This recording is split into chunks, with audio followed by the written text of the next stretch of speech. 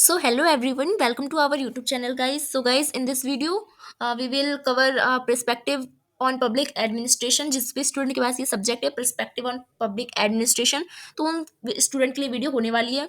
ये video semester 6 के student के लिए है, ठीक है। जितने भी स्टूडेंट है सेमेस्टर 6 के जिनके पास ये सब्जेक्ट है perspective on public administration, उनके लिए वीडियो होने वाली है। और या तो आप अगर बी ऑनर्स के स्टूडेंट हो तो सेकंड सेमेस्टर के अगर स्टूडेंट हो तो उनके लिए भी ये वीडियो होने वाली है, ठीक है। क्योंकि दोनों का सिलेबस सेम है। जो सेमेस्टर सेकंड के स्टूडेंट है बट पॉलिटिकल ऑनर्स के ऑनर्स में, क्योंकि ऑनर्स में पहले इसलिए सब्जेक्ट आ जाता है क्योंकि वो पॉलिटिकल ही पढ़ रहे होते हैं, तो पॉलिटिकल ऑनर्स के सेकंड सेमेस्टर का सब्जेक्ट है ये।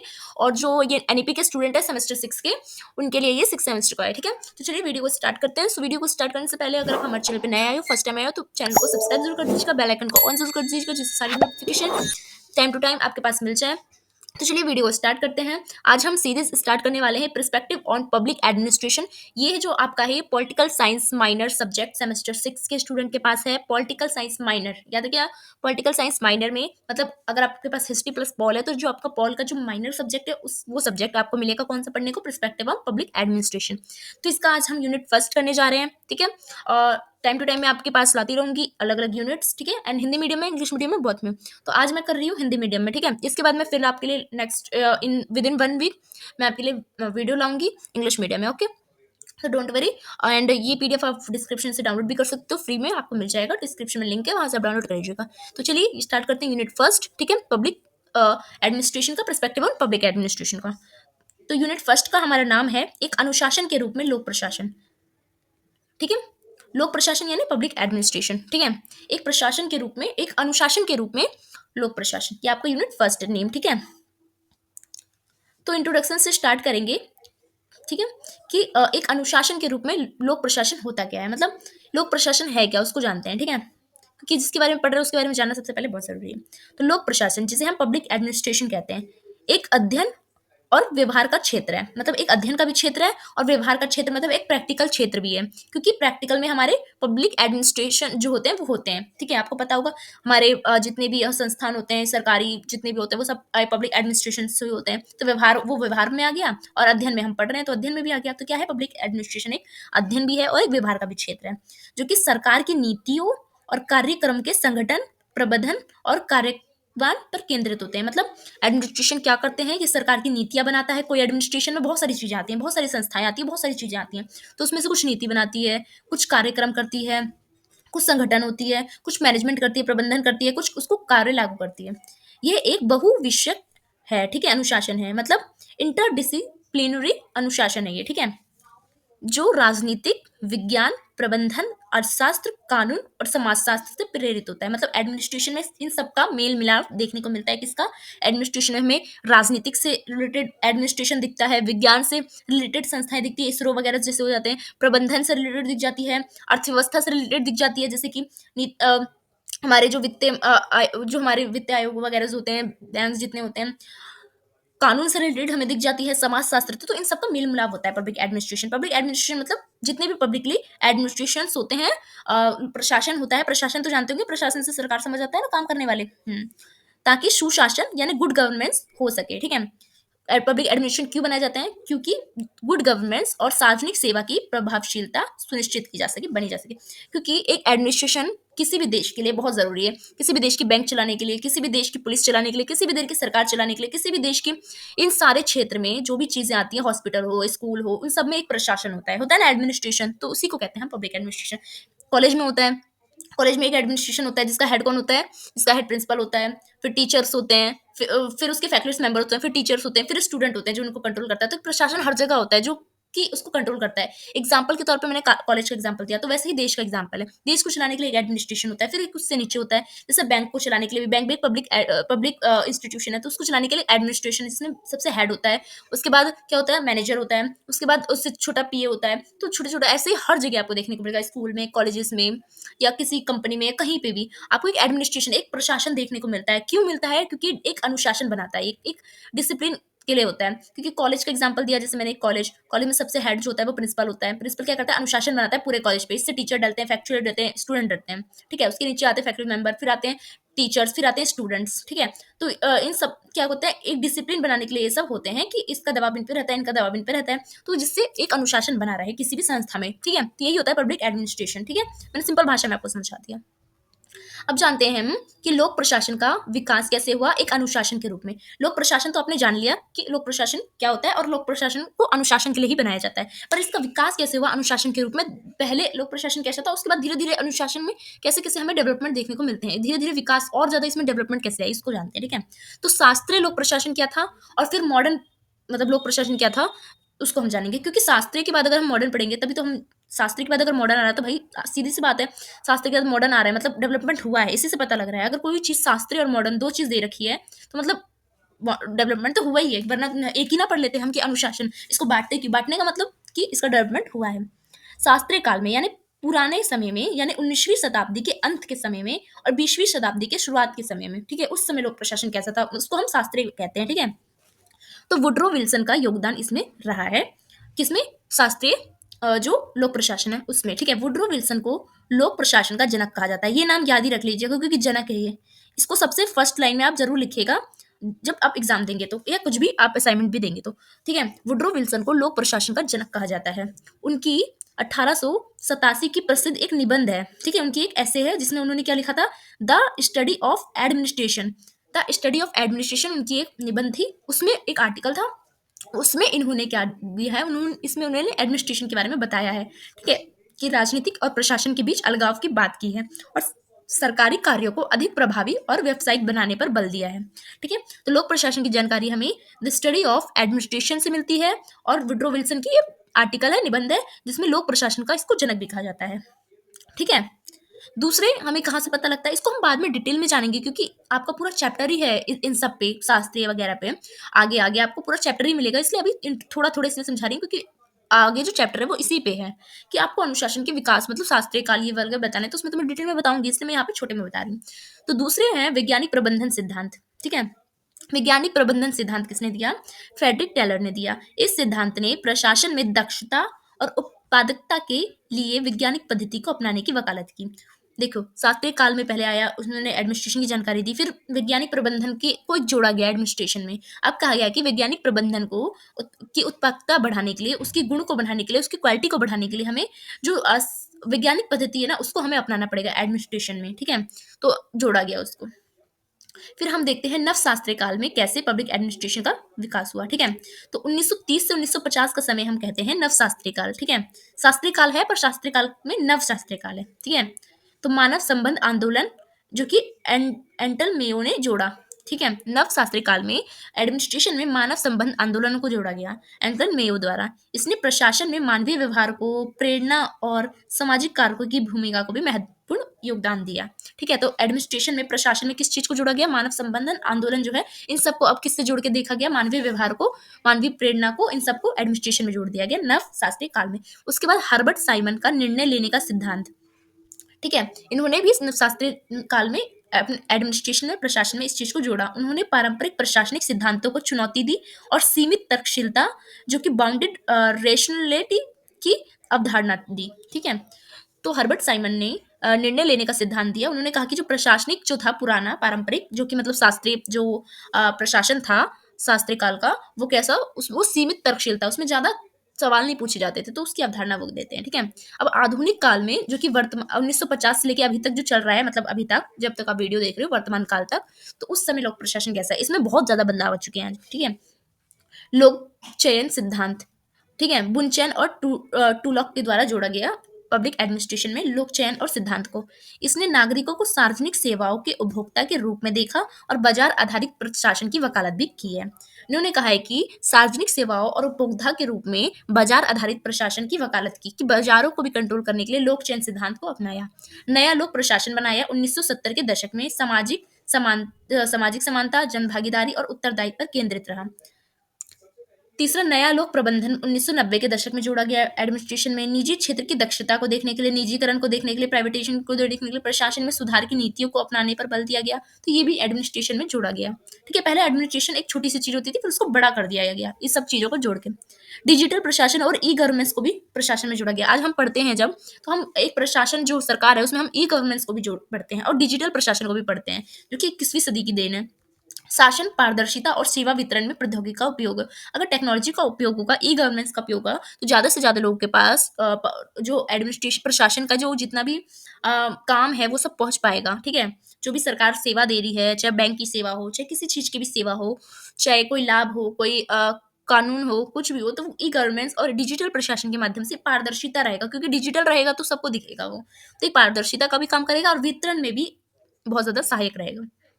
ठीक है, लोक प्रशासन के प्रमुख क्षेत्र कौन कौन से हैं, उसको हम जानते हैं कि लोक प्रशासन मतलब पब्लिक एडमिनिस्ट्रेशन में हम क्या क्या पढ़ते हैं। ठीक है, क्षेत्र मतलब उसके अंतर्गत क्या क्या आ जाता है, किस चीज को पढ़ा जाता है। तो लोक प्रशासन में नीति निर्माण को पढ़ते हैं, कानून बनाने को, और कानून को कैसे लागू किया जाता है, कार्यान्वयन कैसे किया जाता है, उसको पढ़ते हैं। समाज की भलाई के लिए सरकार विभिन्न नीतियों का निर्माण और कार्यान्वयन करती है, उसको बनाती है और लागू करती है, मीन्स। ठीक है, दूसरा क्या आता है लोक प्रशासन में, नौकरशाही को पढ़ते हैं और शासन को पढ़ते हैं, मतलब सरकार को भी पढ़ते हैं और सरकार के जितने भी नौकरशाही होते हैं, जिसे हम ब्यूरोक्रेट्स वगैरह कहते हैं, उसको भी हम लोक प्रशासन में पढ़ते हैं। प्रशासनिक ढांचे कैसे हैं, कानून व्यवस्था कैसी है, सेवा कैसी है, जिस चाहे बैंक की हो, चाहे अस्पताल की हो, चाहे स्कूल की हो, चाहे किसी भी चीज की सेवा हो, वितरण कैसा है संसाधनों का, नीति प्रबंधन कैसे हो रहे हैं, इन सब सहायक कौन करता है, नौकरशाही, ब्यूरोक्रेट्स तो करते हैं ना, आईएएस वगैरह, और शासन करते हैं। तीसरी इसमें क्या चीज आ जाती है, सार्वजनिक वित्तीय प्रबंधन आ जाता है। बजट आ जाता है, जो अभी 2 तारीख को बजट निकला था निर्मला सीतारमण के द्वारा, तो वो भी लोक प्रशासन में आता है। प्रशासन मतलब सरकार, सरकार ही तो ये सब करती है ना, कराधान को देखना, वित्तीय नीति को देखना, आर्थिक स्थिरता बनाए रखना, टैक्स को देखना। तो सार्वजनिक वित्तीय प्रबंधन का भी कार्य किसमें आता है, लोक प्रशासन में आता है। ठीक है, चौथा क्या इसका कार्य होता है, मानव संसाधन प्रबंधन, मतलब लोक सेवाओं की भर्ती करना, प्रशासन में लोगों को लेना, परीक्षण करना, उसका उसकी ट्रेनिंग लेना, उनका विकास करना, उनको डेवलपमेंट करना, उससे संबंधित गतिविधियों की जानकारी रखना। ये सब भी किसमें आता है, लोक प्रशासन में, पब्लिक एडमिनिस्ट्रेशन में आता है। पांचवा क्या आता है, पब्लिक एडमिनिस्ट्रेशन में क्या पढ़ते हैं हम, नैतिकता को पढ़ते हैं और जवाबदेही को पढ़ते हैं। ठीक है, पारदर्शिता होनी चाहिए, प्रशासन और जनता के बीच में एक सुशासन होना चाहिए, एक गुड गवर्नेंस होनी चाहिए, सरकार अच्छी होनी चाहिए, नागरिक की भागीदारी भी होनी चाहिए एडमिनिस्ट्रेशन में, प्रशासन में। ठीक है, जिससे जो एडमिनिस्ट्रेशन है वो घोटाला वाला, एक करप्ट ना हो। ठीक है, आई होप आपको समझ आया हो। अब चलते हैं हम, जो हमारे मेन टॉपिक दे रखा है, तो हमारा पहला टॉपिक दे रखा है यूनिट फर्स्ट में, बेसिकली 3-4 टॉपिक दे रखे हैं, तो उसको एक एक करके समझेंगे। ठीक है, 4 टॉपिक दे रखे हैं, तो जो ए लिखा होगा मतलब वो फर्स्ट यूनिट, जो फर्स्ट यूनिट का फर्स्ट चैप्टर है मान लो। ठीक है, 4 टॉपिक दे रखे हैं, तो 4 टॉपिक को हम कवर करेंगे। तो ये पहला टॉपिक है जो आपकी फर्स्ट यूनिट में दे रखा है कि प्राचीन भारत में लोक प्रशासन की जड़ें। कौटिल्य के अर्थशास्त्र के दृष्टिकोण से बताइए कि प्राचीन भारत में जो पब्लिक एडमिनिस्ट्रेशन की जड़ था वो कहाँ से आया था, मतलब प्राचीन भारत में अ, जो पब्लिक एडमिनिस्ट्रेशन था यानी लोक प्रशासन था वो कैसे था। बेसिकली हमें कौटिल्य के अर्थशास्त्र से जो जानकारी मिलती है कि गुप्त मौर्य काल में प्राचीन भारत का जो प्रशासन था वो कैसा था, यही आपको बताना है फर्स्ट टॉपिक में। ठीक है, तो लोक प्रशासन की अवधारणा आधुनिक युग की उपज नहीं है। जो हम सोचते हैं ना कि एडमिनिस्ट्रेशन जो हम देख रहे हैं, मतलब ये सब इतनी सारी हम पब्लिक प्रशासन देखते हैं, ये सरकार देखते हैं, ये सब नए युग की काल है, मतलब नए युग की देन है। पर नहीं, ये हमारी प्राचीन काल से ही हमारे भारत में थी, जो कि हमें कौटिल्य के अर्थशास्त्र से पता लगता है। बल्कि इसकी जड़ें तो प्राचीन सभ्यताओं में भी गहरी तरह से हमें देखने को मिलता है। ठीक है, भारत में प्रशासन की प्राचीन परंपरा विशेष रूप से कौटिल्य के अर्थशास्त्रों में परिलक्षित होती है। उसको बताया गया है एक एक तरह से कि पब्लिक, जैसे हम आज के मॉडर्न टाइम पे हम प्रशासन देखते हैं कि सरकार होती है, सरकार के 8 मंत्री होते हैं जो हम कैबिनेट मंत्री कहते हैं, हम नौकरशाही देखते हैं जैसे कि ब्यूरोक्रेट्स देखते हैं हम, जैसे आईएएस आईपीएस, तो ये सब हमारे कौटिल्य के अर्थशास्त्र में ऑलरेडी पहले से ही देखने को मिलता है। मतलब हमारे प्राचीन भारत में ये सब पहले से ही था, अंग्रेजों की देन नहीं है, कोई नई देन नहीं है ये, जो लगभग 4वीं शताब्दी ईसा पूर्व में लिखी गई थी। सोचो 4वीं शताब्दी ईसा पूर्व में लिखी गई थी, ईसा पूर्व में मतलब पहले, ईसा मसीह के भी जन्म से पहले चार, ठीक है, 400 वर्ष पहले। ठीक है, मतलब सोच सकते हो कि उस समय ही हमारे पास इतनी एडमिनिस्ट्रेशन थी। ये किसी की देन नहीं है, ये ग्रंथ ना केवल राजनीति के बारे में बताता है उस समय की, बल्कि उस समय की अर्थव्यवस्था से भी संबंधित है। ठीक है, कि उस समय का एडमिनिस्ट्रेशन कैसा था अर्थव्यवस्था के लिए, मतलब सरकार प्रशासन अपने स्टेट को चलाने के लिए कहाँ से पैसे ला इकट्ठा करता था और कैसे खर्च करता था। बल्कि ये प्रशासन और शासन और उसकी जो कूटनीति, मतलब उसकी जो कूटनीति कैसे वो कार्य करता था, उसकी सैन्य रणनीति, उसकी सार्वजनिक नीति का एक व्यापक मार्गदर्शन भी प्रदान करता है कि एक प्रशासन कैसा होता था। प्रशासन में जो राजा होता था, चाहे स्टेट होता था, वो शासन कैसे करता था, उसकी कूटनीति कैसी होती थी, ठीक है, उसकी सैन्य व्यवस्था कैसी होती थी, उसके प्रशासन में रणनीति कैसे अपनाई जाती थी, और जब वो किसी के लिए सार्वजनिक कानून या नीति बनाता था, वो कैसे बनाता था। तो एक व्यापक मार्गदर्शन भी प्रदान करता है, और कौटिल्य का अर्थशास्त्र उसमें बताया गया है, ठीक है। तो कौटिल्य आप देख सकते हो, ये उनका अर्थशास्त्र, ये कौटिल्य है, ठीक है।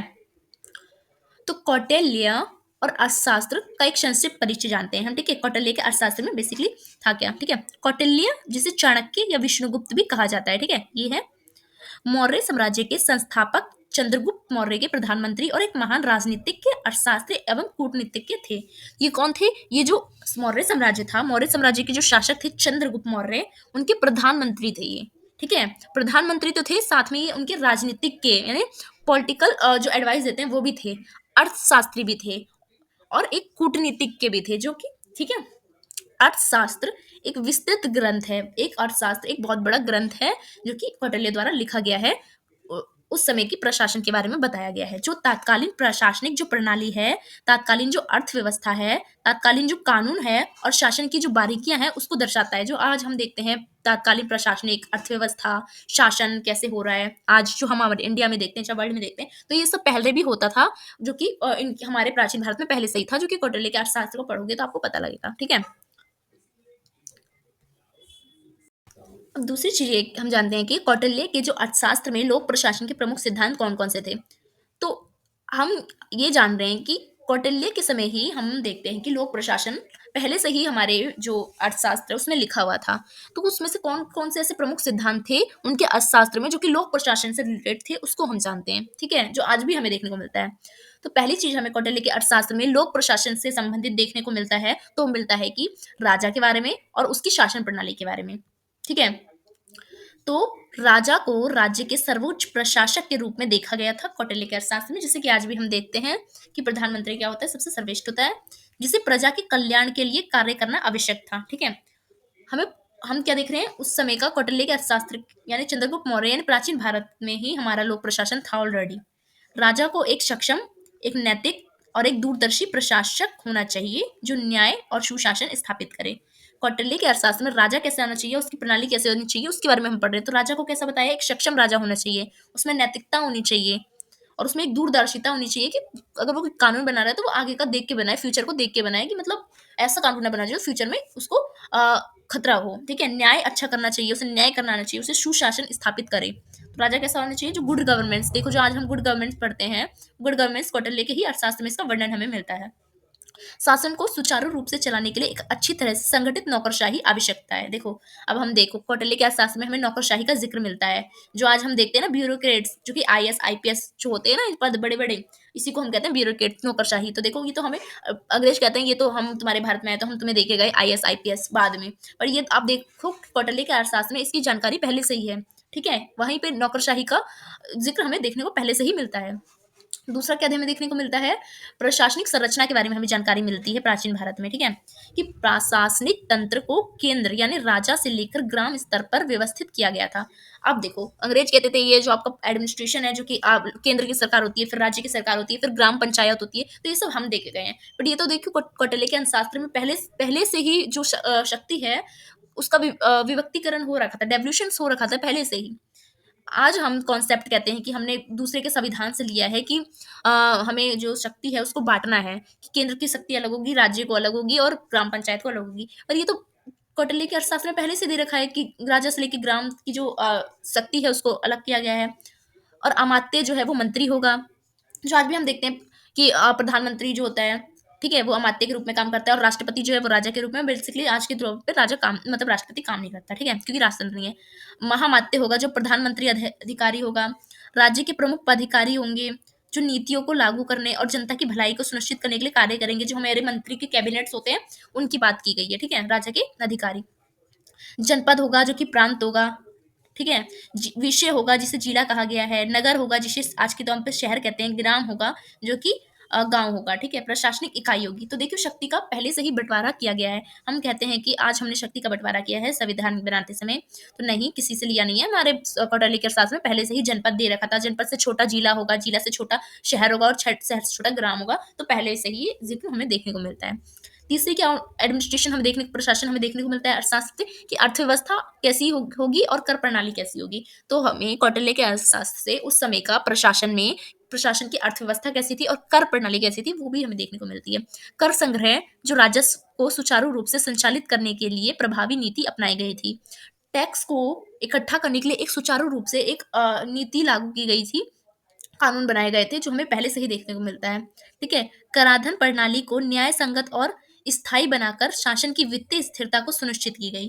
कराधान प्रणाली को एक न्याय संगत बनाने के लिए क्या की गई, स्थायी बना दी गई, कि आपसे इतना ही टैक्स लिया जाएगा, एक सुनिश्चित की गई, एक अच्छी कर प्रणाली बनाई। व्यापार, कृषि और उद्योग को बढ़ावा देने के लिए कई सारी नीतियां भी बनाई गई थी। तो कर प्रणाली और अर्थव्यवस्था को भी देखने के लिए एक अच्छा सा प्रशासन हमारे पास पहले से ही था। ठीक है। चौथा क्या देखने को मिलता है हमें कौटिल्य के अर्थशास्त्र में, प्रशासन से रिलेटेड, तो न्याय देखने को मिलता है और विधि व्यवस्था भी देखने को मिलती है, जो कि आज भी हमें देखने को मिलती है। राजा को न्याय का संरक्षक माना गया है और कानून का पालन कर अनिवार्य था। तो राजा को न्याय करने का अधिकार था, उसको संरक्षित किया गया है कि आपको न्याय करना है, कानून का पालन करवाना है लोगों को। न्याय प्रणाली में अपराधों के लिए सख्त दंड निर्धारित भी किए गए थे, ताकि समाज में कानून व्यवस्था बनाई रहे। जो हम देखते हैं कि आज के एडमिनिस्ट्रेशन में भी पुलिस बनाई गई है और सजा देने के लिए न्यायपालिका है और जेल बनाई गई है। तो उस समय भी एक ये एडमिनिस्ट्रेशन जो था, ये था कि जब कोई अपराध करे, सख्त अपराध करे, तो उसको दंड निर्धारित किए गए थे। ठीक है। कानून व्यवस्था बनाई गई थी। भ्रष्टाचार उन्मूलन और नैतिकता को प्रशासन का मुख्य उद्देश्य बनाया गया था। भ्रष्टाचार के लिए कई सारे ऐसे अधिकारी बनाए गए थे जो इसे देखते थे, उसके लिए दंड भी दिया जाता था। और नैतिकता को प्रशासन में प्रमोट करने के लिए बहुत सारे कानून उद्देश्य बनाए गए थे। ठीक है। पांचवा क्या हमें देखने को मिलता है अर्थशास्त्र में, गुप्तचर के बारे में, यानी इंटेलिजेंस प्रणाली के बारे में। हम सोचते हैं कि आज के एडमिनिस्ट्रेशन में हमें देखने को मिलता है गुप्तचर है, इंटेलिजेंस है, जो होते हैं ना इंटेलिजेंस वगैरह। तो ये तो हमारे हमारे कौटिल्य के अर्थशास्त्र से ही हमें देखने को मिलता है कि उस समय भी एक गुप्तचर होता था, एक गुप्तचर विभाग होता था, और एक गुप्तचर विभाग का अधिकारी भी होता था जो इस विभाग को कंट्रोल करता था। ठीक है। आंतरिक और बाहरी सुरक्षा सुनिश्चित करने के लिए एक सशक्त गुप्तचर तंत्र, इस जिसे स्पाई नेटवर्क विकसित किया गया था, जो कि आंतरिक तौर पे भी देखता था सुरक्षा, और बाहरी जो अदर पड़ोस की कंट्रीज होती थी उसमें भी देखता था। ये ना केवल सुरक्षा सुनिश्चित करता था, बल्कि प्रशासनिक कार्यों में पारदर्शिता बनाए रखने में भी ये मदद करता था। इसकी एडमिनिस्ट्रेशन, प्रशासन की, सरकार की, राज्य की। ठीक है। तो अब देखते हैं हम कि आधुनिक लोक प्रशासन में कौटिल्य के विचार की प्रासंगिकता क्या है। जो आज का हम मॉडर्न जो हम प्रशासन देखते हैं, पब्लिक एडमिनिस्ट्रेशन देखते हैं, उसमें कौटिल्य के जो विचार थे, उनके थॉट्स थे, उसका क्या इंपॉर्टेंस है आज के प्रशासन में। मतलब कौटिल्य के जो विचार है, जो कौटिल्य के विचार आज के हमारे पब्लिक एडमिनिस्ट्रेशन में कितना इंपॉर्टेंट रोल रखते हैं, उसको हम जान रहे हैं। ठीक है। तो सबसे पहले कौटिल्य के विचार में जो था, आपने, मैंने ऊपर पढ़ाया था ना, सुशासन बताया था एक बार मैंने आपको, गुड गवर्नेंस। तो गुड गवर्नेंस हमें आज भी देखने को मिलता है, मतलब आधुनिक काल में भी। तो ये एक उसकी महत्वपूर्ण पहली क्या हो गई, प्रासंगिकता हो गई, यानी महत्व हो गई। ठीक है।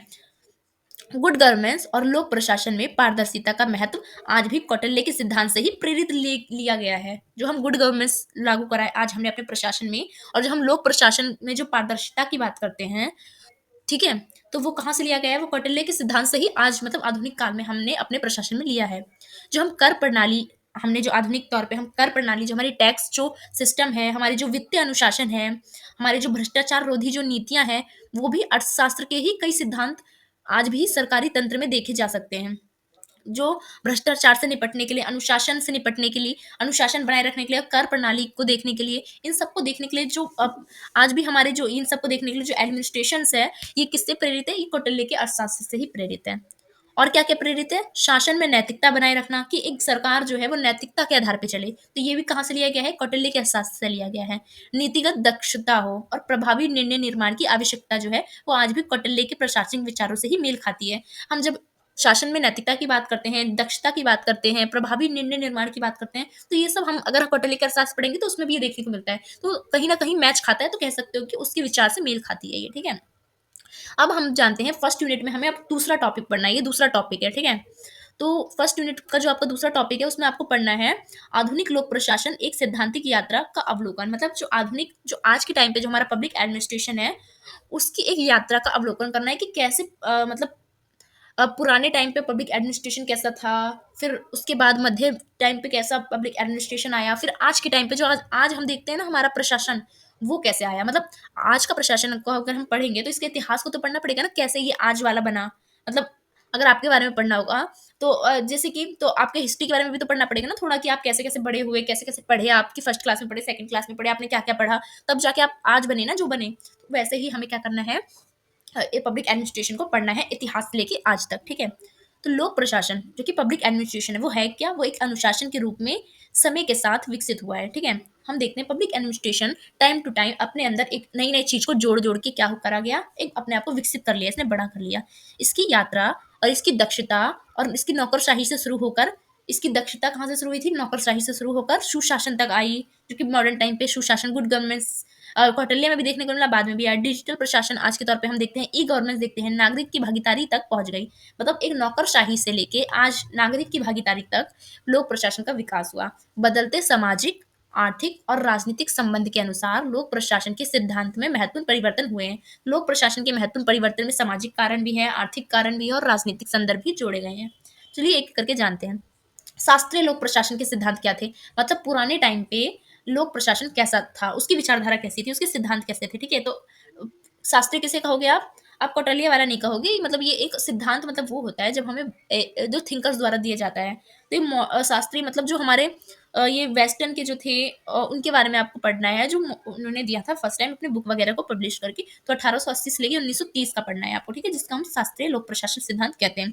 वुड्रो विल्सन के बारे में मैंने ऊपर भी बताया था, वुड्रो विल्सन आते हैं इसमें, जिसने राजनीतिक प्रशासन का विभाजन सिद्धांत दिया था।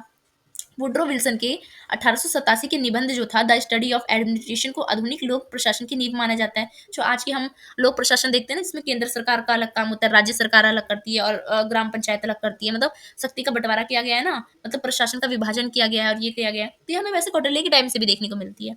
उन्होंने कहा है कि प्रशासन को राजनीतिक से अलग रखना चाहिए, ठीक है, और ये अधिक दक्ष और क्या हो सकता है, तटस्थ हो सके। तो राजनीतिक से प्रशासन को बिल्कुल क्या किया गया है, अलग किया गया है।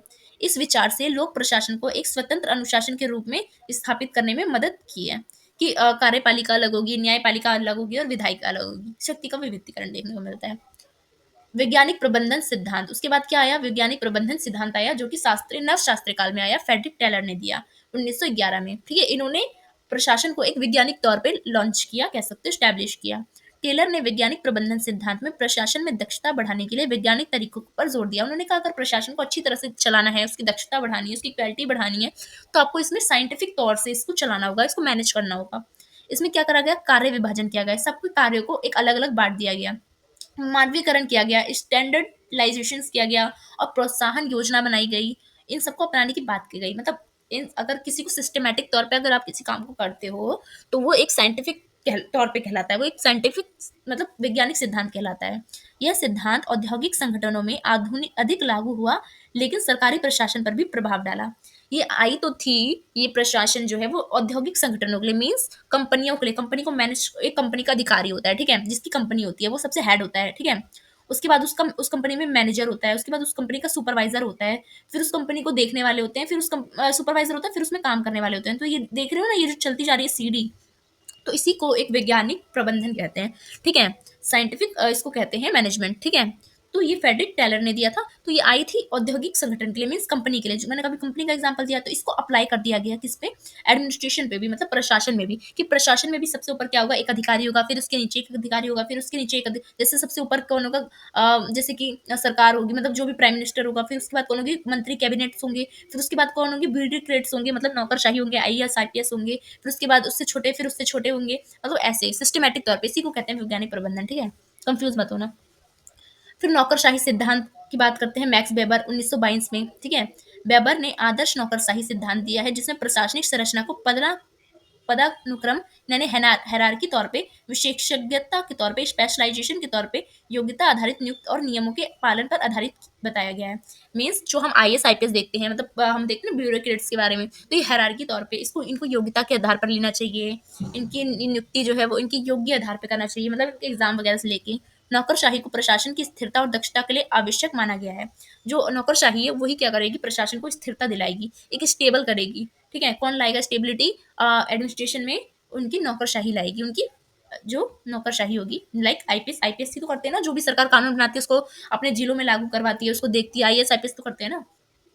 तो दूसरा है कि नव शास्त्रीय लोक प्रशासन। अभी हम शास्त्रीय लोक प्रशासन पढ़ रहे थे, अब हम नव शास्त्रीय लोक प्रशासन पढ़ेंगे, क्योंकि इसका विकास हो गया, नव हो गया। अभी विकास हो गया तो शास्त्रीय लोक प्रशासन क्या हो जाएगा, नया हो जाएगा। तो नव शास्त्रीय लोक प्रशासन आया, जो कि 1930 से 1950 में आता है। मानव संबंधन पे ये जोर होता है, मतलब मानव पे ज्यादा ध्यान दिया जाता है नव शास्त्रीय लोक प्रशासन में। ठीक है, तो मानव संबंधन सिद्धांत बहुत ज्यादा आते हैं, जो कि एल्टन मेयो ने दिया था 1930 में।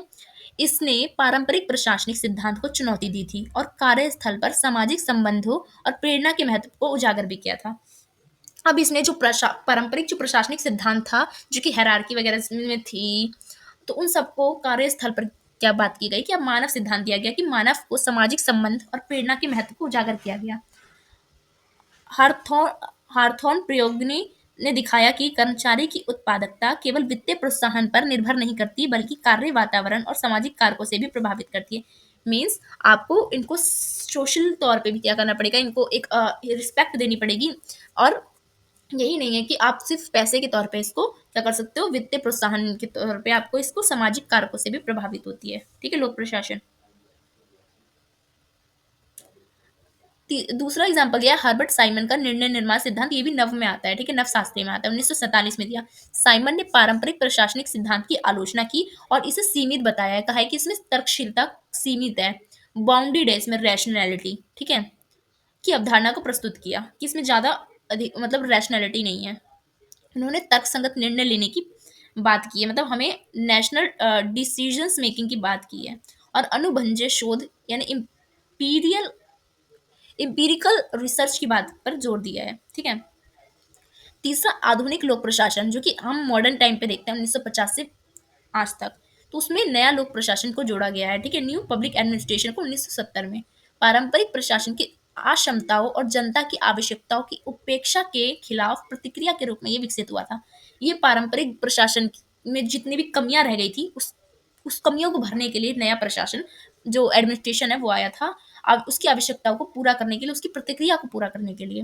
ठीक है, डिवाइड वॉल्डो और फ्रैंक मारिनी ने सामाजिक समानता यानी सोशल इक्वालिटी और नागरिक की भागीदारी, जिसे सिटीजन पार्टनर पार्टिसिपेशन और कल्याणकारी प्रशासन यानी जो वेलफेयर एडमिनिस्ट्रेशन पर जोर दिया गया था। तो ये सब जो ये हम सोशल इक्वालिटी है, सिटीजन पार्टिसिपेशन है, वेलफेयर एडमिनिस्ट्रेशन है, तो ये नव जो मॉडर्न हमारा एडमिनिस्ट्रेशन है, यानी जो हमारा आधुनिक प्रशासन जो है, जो आज भी हम देखते हैं, उसमें इसको जोड़ा गया है। हमें देखने को मिलता है ना, सोशल इक्वालिटी की बात करते हैं अभी हम अपनी सरकार में, सिटीजन पार्टिसिपेशन की बात करते हैं कि प्रशासन में लोगों की भी भागीदारी होनी चाहिए, और एक एडमिनिस्ट्रेशन कैसा होना चाहिए, वेलफेयर वाला होना चाहिए, कल्याणकारी होना चाहिए लोगों के लिए। तो ये आज का है, मॉडर्न का है। विकेंद्रीकरण होना चाहिए। ठीक है, मतलब जो पावर है उसका बंटवारा होना चाहिए, प्रशासन में नैतिकता होनी चाहिए। तो ये सब भी क्या है, मॉडर्न एडमिनिस्ट्रेशन है, आधुनिक एडमिनिस्ट्रेशन है, आधुनिक प्रशासन की बात है। ठीक है, दूसरा आधुनिक में हमें क्या मिलता है, आधुनिक प्रशासन में देखने को कि लोक चयन सिद्धांत देखने को मिलता है, पब्लिक चॉइस थ्योरी। 1960 से 1980 के दशक में ये दी गई थी, जेम्स बुकानन के और गोल्डन टुलाक द्वारा इसको विकसित किया गया था। आर्थिक सिद्धांतों को प्रशासन में लागू किया गया, जिसमें नागरिकों को सार्वजनिक सेवाओं और उपभोक्ताओं यानी कंज्यूमर्स के रूप में देखा गया। मतलब जो भी प्रशासन जो भी कानून लागू करेगा, उसको उस सेवा को कौन करेगा, कंज्यूम कौन करेगा, उसकी जनता करेगी। ठीक है, तो उसको इस तौर पे देखा गया, और उसको नहीं पसंद आया तो वो कानून को वापस मतलब उस पे सवाल भी उठाएगी। नौकरशाही को कम करने और निजी क्षेत्र के तंत्र, प्राइवेटाइजेशन और आउटसोर्सिंग को अपनाने की वकालत भी की है।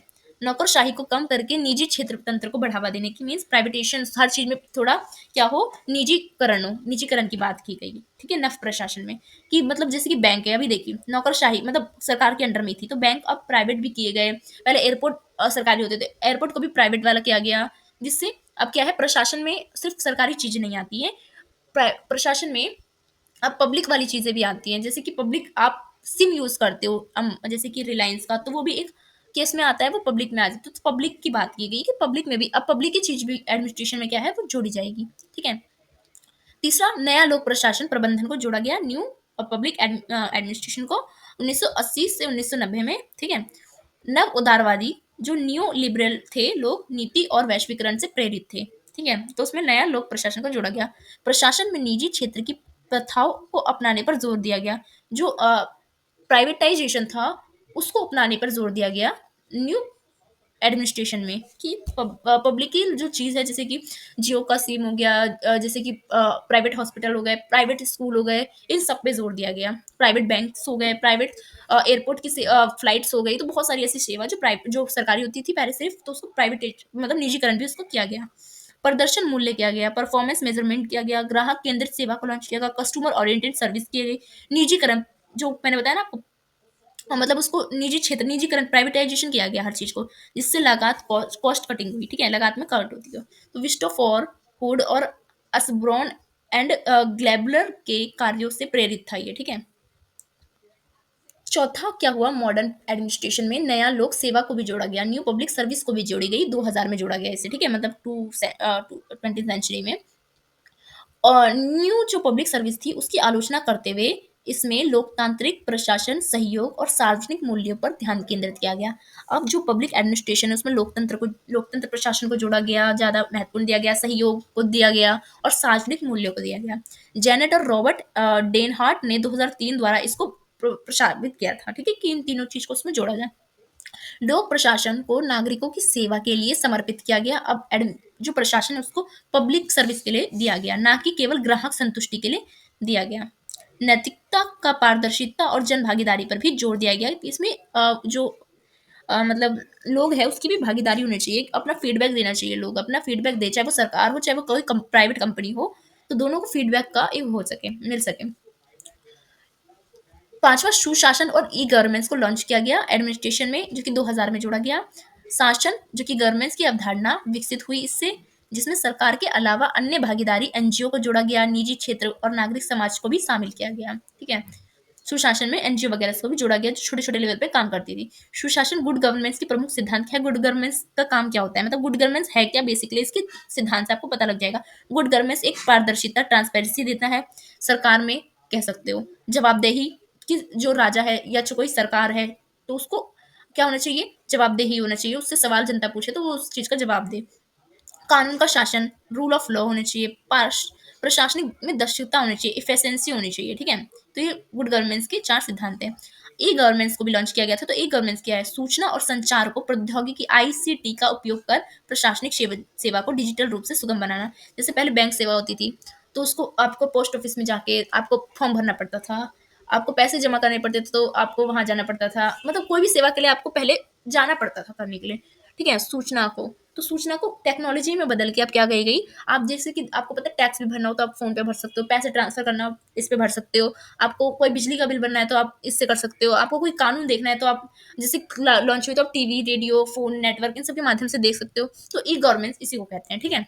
मतलब सरकार के काम को अब क्या कर दिया गया, इंटरनेट पे फैला दिया गया और इंटरनेट के माध्यम से ही अब हमें देखने को मिलता है, तो उसी को ई गवर्नेंस कहते हैं।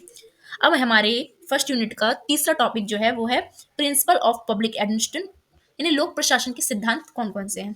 लोक प्रशासन के सिद्धांत क्या है, तो लोक प्रशासन पब्लिक एडमिनिस्ट्रेशन एक सुव्यवस्थित और प्रभावी सरकारी तंत्र को सुनिश्चित करने के लिए विभिन्न सिद्धांत पर आधारित होते हैं। तो जो लोक प्रशासन है उसके बहुत सारे सिद्धांत हैं। ये सिद्धांत प्रशासन में दक्षता को, उसमें पारदर्शिता को, उसमें जवाबदेही को और जनता केंद्रित माना जाता है। मतलब लोक प्रशासन में जनता की भागीदारी होती है। जो भी एडमिनिस्ट्रेशन होती है, चाहे जो भी एडमिनिस्ट्रेशन हो, चाहे सरकार का सरकारी हो चाहे कोई प्राइवेट कंपनी हो, उसको जवाबदेही होना चाहिए, उसमें पारदर्शिता होनी चाहिए, उसकी दक्षता होनी चाहिए, एफिशिएंसी होनी चाहिए।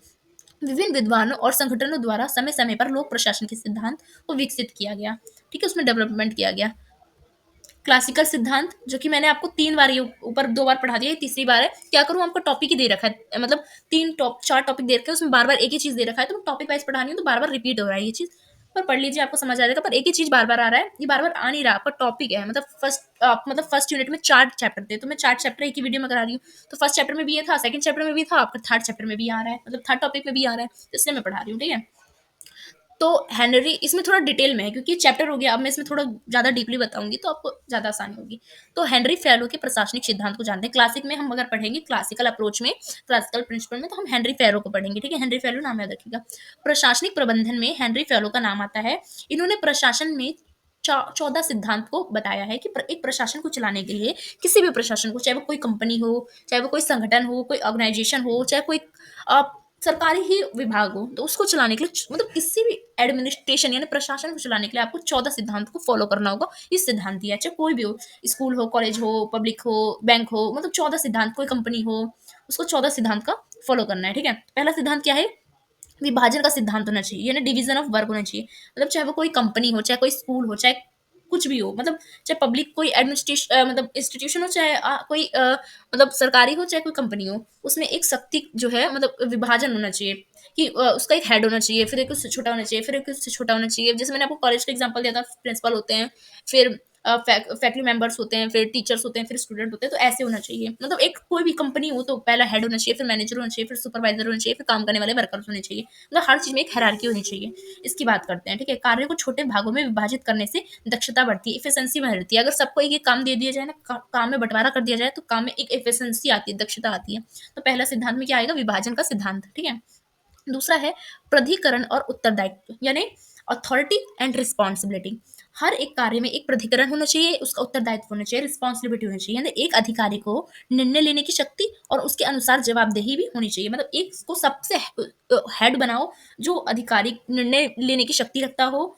ठीक है, मतलब उस ऑर्गेनाइजेशन में, चाहे उस अ, प्रशासन में, चाहे उस कंपनी में, वो अपने अधिकार को लागू कर सकते हैं, और जो उसकी कंपनी के मेंबर है, चाहे उसके प्रशासन के जो मेंबर है, चाहे जनता है, उसके सवालों का जवाबदेही वो दे सके। एक हेड होना चाहिए मतलब। ठीक है, तीसरा क्या होना चाहिए? अनुशासन, डिसिप्लिन होना चाहिए। किसी भी ऑर्गेनाइजेशन में, किसी भी प्रशासन में, संगठन में, या किसी भी कंपनी में, किसी भी बैंक में मतलब एक कोई भी प्रशासन हो तो उसमें एक अनुशासन, डिसिप्लिन होना चाहिए। प्रशासन में नियमों और प्रक्रियाओं का पालन होना चाहिए। मतलब चाहे कोई भी प्रशासन हो, स्कूल हो, कॉलेज हो, बैंक हो, कंपनी हो, तो उसमें एक प्रशासन, एक डिसिप्लिन होना चाहिए जो कि फॉलो करे उस चीज को। ठीक है, चौथा क्या होना चाहिए? एकता का आदेश होना चाहिए, यूनिटी ऑफ कमांड होना चाहिए। प्रत्येक कर्मचारी को केवल एक अधिकारी से आदेश मिलना चाहिए। मतलब चाहे स्कूल हो, चाहे कॉलेज हो, जैसे मैंने बता रही हूँ ना, प्रशासन में ये सारी चीज आते हैं, तो उसमें एक ऐसा हेड होना चाहिए जिसकी बात सारे कर्मचारी एक बार में माने, डरे। ठीक है, पांचवा, एकता का निर्देशन होना चाहिए, यूनिटी ऑफ डायरेक्शन होना चाहिए। समान उद्देश्य वाले कार्यों को एक ही योजना के तहत चलाना चाहिए। ठीक है, कोई अगर आप कानून बना रहे हो, कोई कुछ कर रहे हो, तो उसको एक ही आधार पर बनाना चाहिए। व्यक्तिगत हितों से अधिक संगठन का हित होना चाहिए। मतलब व्यक्तिगत, अगर आपका कोई प्रशासनिक निर्णय संगठन है, वो हित में होना चाहिए। कोई ऐसा अगर आप कानून बना रहे हो जो आपके हित में ना है, ऐसा ना होना चाहिए। ठीक है, तब हित में होना चाहिए आपके प्रशासन के, आपके ऑर्गेनाइजेशन के। सातवां, वेतन और पारितोषिक होना चाहिए। ठीक है, यानी कर्मचारियों को उचित वेतन होना चाहिए और प्रोत्साहन भी मिलना चाहिए। ठीक है, ये सातवां सिद्धांत है। आठवां सिद्धांत है केंद्रीकरण होना चाहिए और विकेंद्रीकरण होना चाहिए। मतलब निर्णय लेने की शक्ति संतुलित होनी चाहिए, सब में बंटवारा होना चाहिए किसी भी ऑर्गेनाइजेशन का, कि ये काम ये करेगा, वो काम वो करेगा, वो काम वो करेगा, सबको बांट देना चाहिए, एक काम सब व्यक्ति ना करे। श्रृंखला की स्थिति होनी चाहिए। प्रशासनिक संरचना पद हायरार्की में होनी चाहिए, जो मैंने आपको बताया था ना, जैसे कॉलेज का एग्जांपल दिया था, हेड प्रिंसिपल, फिर उसके बाद उसके फैकल्टी मेंबर, फिर टीचर्स, फिर स्टूडेंट। तो किसी भी चीज़ में एक हायरार्की होनी चाहिए, इसकी बात करते हैं। चाहे कंपनी हो तो हेड होगा कंपनी का, मैनेजर होगा, सुपरवाइजर होगा, वर्कर होगा, तो किसी भी चीज़ में हायरार्की होनी चाहिए। ठीक है, 10वां, व्यवस्था होनी चाहिए, एक ऑर्डर होना चाहिए, यानी संसाधनों और मानव शक्ति का सही से नियोजन आवश्यक है। एक ऑर्डर होना चाहिए जिसके माध्यम से संसाधनों का अच्छी तरह से उपयोग 11वां, समानता होनी चाहिए, इक्वालिटी होनी चाहिए, निष्पक्षता होनी चाहिए। 12वां, नौकरशाही, स्थिरता होनी चाहिए। कर्मचारियों को नौकरी सुरक्षित उनकी होनी चाहिए, मतलब एक फिक्स होनी चाहिए। 13वां, नवाचार की स्वतंत्रता होनी चाहिए। कर्मचारियों को संरचनात्मक और नवाचार करने की स्वतंत्रता मिलनी चाहिए। हमेशा उनको क्रिएटिविटी करने की एक स्वतंत्रता हो, उनकी कंपनी, उनकी ऑर्गेनाइजेशन, चाहे उनकी कुछ भी जो संगठन है। सामूहिक भावना होनी चाहिए, टीम वर्क होना चाहिए। मतलब ठीक है, तो ये 14 सिद्धांत है। ठीक है, दूसरे जो सिद्धांत थिंकर्स आते हैं, मतलब जो सिद्धांत देते हैं, वो आते हैं जिनका नाम है मैक्स वेबर। इन्होंने भी नौकरशाही, इन्होंने क्या दिया है? नौकरशाही भी क्रिएटिव थ्योरी दी है। ठीक है, मैक्स वेबर ने प्रशासन में नौकरशाही को आवश्यक बताया है। इसके लिए उन्होंने कुछ प्रमुख सिद्धांत दिए हैं। अब हम वेबर के सिद्धांत जानते हैं, जो कि उन्होंने नौकरशाही पे दिया है। ठीक है, इन्होंने स्पष्ट पदानुक्रम बताया, हायरार्की बताया कि किसी भी ऑर्गेनाइजेशन में एक हायरार्की होनी चाहिए, जो मैंने ऊपर आपको बताया था ना, ये वाला, कि सबसे ऊपर जैसे प्रिंसिपल है, फिर फैकल्टी मेंबर, फिर टीचर, फिर स्टूडेंट, जो बताया था ना, एक हायरार्की होनी चाहिए, तो ये भी देते हैं इसमें। दूसरा, नियम आधारित प्रशासन होना चाहिए। मतलब सभी निर्णय कानूनी नियमों के अनुसार होने चाहिए। तीसरा, विशेषज्ञता होनी चाहिए। प्रशासन में प्रशिक्षित और योग्य व्यक्ति ही होना चाहिए। मतलब जो प्रशासन में जो भी जिस भी पद पे बैठाया है आपने हायरार्की तौर पे, उन सबकी योग्यता आधारित वो होनी चाहिए। मतलब उसमें इतनी क्वालिटी, उनमें वो स्किल होनी चाहिए। निष्पक्षता होनी चाहिए, सभी नागरिकों को समान रूप से प्रशासनिक सेवा मिलनी चाहिए, इतना निष्पक्षता उसमें हो। दस्तावेजीकरण होना चाहिए, सभी प्रशासनिक कार्यों को लिखित रिकॉर्ड भी होना चाहिए, जिससे आपको क्या मिलेगी, एक पारदर्शिता देखने को मिलेगी। ठीक है। तो दूसरा कि लोग आधुनिक लोक प्रशासन के सिद्धांत को अभी जानते हैं। हमें हम ये पढ़ रहे थे, हम शास्त्रीय में पढ़ रहे थे, मतलब प्राचीन जो मतलब एडमिनिस्ट्रेशन के सिद्धांत है। हम आधुनिक लोक प्रशासन के सिद्धांत में हम क्या पढ़ते हैं, हम सुशासन के सिद्धांत पढ़ते हैं, principle of good governance. Good governance क्या है? संयुक्त राष्ट्र, जिसे हम यूएन कहते हैं, और विश्व बैंक ने लोक प्रशासन को प्रभावी बनाने के लिए सुशासन गुड गवर्नेंस के कुछ सिद्धांत को प्रशासित किया है। कि गुड गवर्नेंस क्या है? तो गुड गवर्नेंस क्या है, इसको संयुक्त राष्ट्र ने और विश्व बैंक ने एक लिस्ट जारी की है, जिसमें उन्होंने ये लिखा है कि अगर गुड गवर्नेंस होगी क्या, उसके लिए कुछ पॉइंट्स दिए हैं। पहली बात, गुड गवर्नेंस ये होगी कि उस प्रशासन में एक पारदर्शिता अगर होगी, ट्रांसपेरेंसी होगी। मान लो सरकार है, तो सरकार को एक ट्रांसपेरेंसी होगी, सरकार में पारदर्शिता होगी कि प्रशासनिक निर्णयों को जनता के लिए खुला रखना चाहिए। ठीक है। उत्तरदायित्व होने चाहिए, अधिकारी जनता के प्रति जवाबदेह होना चाहिए।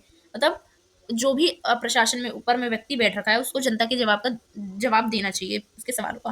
भागीदारी होनी चाहिए, नीति निर्माण में जनता की भी भागीदारी होनी चाहिए। एक गुड गवर्नेंस उस देश में होगी जहाँ पे जनता की भागीदारी होगी। कानून का शासन होना चाहिए, जिस देश में कानून का शासन होगा वहाँ गुड गवर्नेंस होगा। जहाँ प्रभावशाली और दक्षता होगी, संसाधनों का सर्वोत्तम उपयोग होगा, वहाँ गुड गवर्नेंस होगा। जहाँ समानता और समावेशिता होगा, मतलब समाज के सभी वर्गों को प्रशासनिक लाभ मिल रहा होगा, तो उस जगह को हम गुड गवर्नेंस कहेंगे, उस सरकार को हम गुड गवर्नेंस कहेंगे। सहमति उन्मुख होगा, सर्वसम्मत और परामर्श के आधार जो है पर लिया जाए, मतलब कोई भी नीति कानून एक मेल जोल से एक यूनिटी के तौर पे बनाया जाए, तो वो गुड गवर्नेंस होगा, जिसमें किसी का अहित ना हो रहा हो। रणनीतिक दृष्टिकोण हो, प्रशासन में दीर्घकालिक विकास लक्ष्य पर ध्यान देना चाहिए, एक लंबे तौर पे स्ट्रेटेजिक विजन होना चाहिए, तो वो स्टेट क्या होगा, एक गुड गवर्नेंस होगा। ठीक है, ये मैक्स वेबर के सिद्धांत थे। तो अब जानते हैं हम नया लोक प्रशासन, न्यू पब्लिक एडमिनिस्ट्रेशन को। ठीक है। 1960-1970 के दशक में नया लोक प्रशासन अस्तित्व में आया था, जिसमें पारंपरिक नौकरशाही की आलोचना करते हुए प्रशासन को सामाजिक न्याय, समानता और लोक सेवा का विरोध करते हुए क्या कर रहा था, इसके प्रमुख सिद्धांत दिए गए कि सामाजिक समानता होनी चाहिए, प्रशासन को गरीब और जो हाशिए वर्ग है उस लोगों की मदद करनी चाहिए, उत्तरदायी प्रशासन होना चाहिए, प्रशासन जो है वो जनता के प्रति संवेदनशील होने चाहिए, पर जो काम कर रही है वो जनता के प्रति कर रही हो। नैतिकता होनी चाहिए प्रशासन में, नैतिकता का पालन करे प्रशासन, एथिक्स होने चाहिए एडमिनिस्ट्रेशन में, सक्रिय नागरिक भागीदारी होना चाहिए, जो प्रशासन है उसमें एक जनता की भी एक सक्रिय भागीदारी होनी चाहिए। नया लोक प्रबंधन का सिद्धांत फिर आता है। 1980 से 1990 के दशक में नव उदारवादी नीति के तहत नया लोक प्रबंधन सिद्धांत विकसित हुआ था, जो प्रशासन को निजी क्षेत्र और में मतलब सरकारी से निजीकरण की बात करता है। निजीकरण इसमें आता है, मतलब सरकारी सेवाओं को निजी क्षेत्र के सहयोग से संचालित करना चाहिए। जैसे बैंक सेवा है वो सरकारी थी, पर अब प्राइवेट तौर पे भी उसको दी जा रही है। स्कूल शिक्षा सेवा है उसको प्राइवेट स्कूल में भी दी जा रही है, अस्पताल है उसको प्राइवेट तौर पे भी दी जा रही है। तो हर चीज को प्राइवेट तौर पे भी दी जाए, जिससे जनता को अच्छी तरह से लाभ पहुंच सके। ठीक है। प्रदर्शन पर आधारित प्रशासन होना चाहिए, परिणामों और दक्षता पर जोर हो, जहाँ बाजार रोनक प्रशासन, मार्केट ओरिएंटेड एडमिनिस्ट्रेशन होना चाहिए, जहाँ प्रतिस्पर्धा के माध्यम से प्रशासन में सुधार की जाए। क्योंकि प्रशासन अगर ऐसा होगा, जैसे पब्लिक निजीकरण में मान लो 2 हॉस्पिटल है प्राइवेट, तो वो अच्छी फैसिलिटी देगी तो लोग उसके हॉस्पिटल में जाएँगे ना। मान लो ए और बी है, और ए अच्छी फैसिलिटी दे रही है, बी थोड़ा उससे कम है, तो कॉम्पिटिशन जब होगा तो फिर क्या होगी, अच्छा फैसिलिटी मिलेगी। क्योंकि कॉम्पिटिशन ना हो ना, अगर सिर्फ सरकारी हो ना, तो कोई फैसिलिटी नहीं मिलेगी। जब कॉम्पिटिशन होता है तभी वो बंदा कहता है कि मैं अपने प्रोडक्ट अच्छा करूँगा, तब वो व्यक्ति मेरे जो प्रोडक्ट है उसको खरीदेगा। तो इसलिए कॉम्पिटिशन क्या करता है, हमारे लिए एक अच्छा चीज़ होती है। नागरिक केंद्रित सेवाएँ देता है, जनता को ग्राहक की तरह सेवा प्रदान करना होता है। ठीक है। नए चीज में आ जाएगा एक ई गवर्नेंस के सिद्धांत, मतलब किस डिजिटल डिजिटल मतलब डिजिटलीकरण करना। ई गवर्नेंस में प्रशासन के जितने भी कार्य हैं उसको एक डिजिटल तौर पे लागू करना। डिजिटल पारदर्शिता होनी चाहिए, प्रशासनिक कार्य को डिजिटल माध्यम से एक वेबसाइट इन सब पे डाल देना चाहिए। सुलभता होनी चाहिए, सभी नागरिक को सरकारी सेवाएं जो है ऑनलाइन उपलब्ध हो जाए। चाहे कोई योजना बना रही है, जैसे कि कोई भी सरकार ने योजना बनाई किसी के लिए, तो सरकारी रजिस्ट्रेशन मतलब ऑनलाइन रजिस्ट्रेशन हो जाए। बैंक सेवा खोलना हो तो ऑनलाइन हो जाए, पैसे ट्रांसफर करने हो, बैंक खोलना हो, किसी भी चीज़ का फ्लाइट बुकिंग करनी हो, रेलवे टिकट बुकिंग करनी हो, कुछ भी करनी हो तो वो ऑनलाइन हो जाए। डेटा सुरक्षा की जाए, अगर ऑनलाइन कोई चीज़ हो रही है तो नागरिक की गोपनीयता को भी सुरक्षित की जाए। उसकी जो भी गोपनीयता है उसको मतलब उसकी जो डाटा है उसको लीक ना करा जाए, ये भी सरकार की मतलब प्रशासन का जिम्मेदारी है। कुशल सेवा वितरण हो, तकनीक के माध्यम से प्रशासनिक सेवा को तत्वारिक बनाना। ठीक है। अब हमारा जो यूनिट फर्स्ट है उसका फोर्थ टॉपिक है, यानी फोर्थ चैप्टर है डी। मैंने डी में लिख रखा है कि लोक प्रशासन का सिद्धांतीकरण। लोक प्रशासन में सिद्धांतीकरण क्या है, मतलब लोक प्रशासन में सिद्धांत जो है ना हम पढ़ते हैं उसी को सिद्धांतीकरण कहते हैं। लोक प्रशासन का अध्ययन एक अनुशासन के रूप में विकसित हुआ और इसके विकास में विभिन्न सैद्धांतिक दृष्टिकोण महत्वपूर्ण योगदान रहा है। मतलब सिद्धांतिक यानी वैज्ञानिक सैद्धांतिक दृष्टिकोण जो हमने पढ़ा था ना ऊपर, अम, अ, फेडरिक का, तो लोक प्रशासन के सिद्धांत प्रशासनिक प्रक्रिया को समझने में मदद करती है, सुचारू रूप से संचालित करने में भी मदद करती है। ये सिद्धांत विभिन्न समय काल में विकसित हुए और प्रशासन में बदलते स्वरूप को परिभाषित करने में भी ये सहायता करते हैं। जो मैंने आपको शास्त्रीय सिद्धांत बताया था, जिसमें राजनीतिक प्रशासन का विभाजन किया गया वुड्रो विल्सन के द्वारा, है ना। वुड्रो विल्सन ने अपने प्रसिद्ध पुस्तक में लिखी थी द स्टडी ऑफ एडमिनिस्ट्रेशन में, कि राजनीतिक में अलग करना चाहिए, मतलब एडमिनिस्ट्रेशन और राजनीति को अलग करना चाहिए। उनका तर्क था कि प्रशासन को वैज्ञानिक दक्षता, एफिशिएंसी होनी चाहिए, उसमें एफिशिएंट होना चाहिए, और राजनीतिक हस्तक्षेप से मुक्त होना चाहिए प्रशासन। मतलब प्रशासन पे नेताओं का हक ना होना चाहिए ज्यादा, मतलब जैसे कि हॉस्पिटल है, नीति आयोग है, इलेक्शन कमीशन है, जब कोई भी ऐसी मतलब मतलब जो पुलिस है, मतलब जो भी ऐसी सेवा है जो प्रशासन की सेवा है, उसमें सरकार का हस्तक्षेप नहीं होना चाहिए, क्योंकि प्रशासन लोगों के लिए है। ये विचार प्रशासन को एक स्वतंत्र अनुशासन के रूप में स्थापित करने की पहली कोशिश थी, ठीक है। नौकरशाही सिद्धांत में मैंने बताया था, मैक्स वेबर ने दिया था, ब्यूरोक्रेट थ्योरी मैक्स वेबर ने 1922 में दिया था।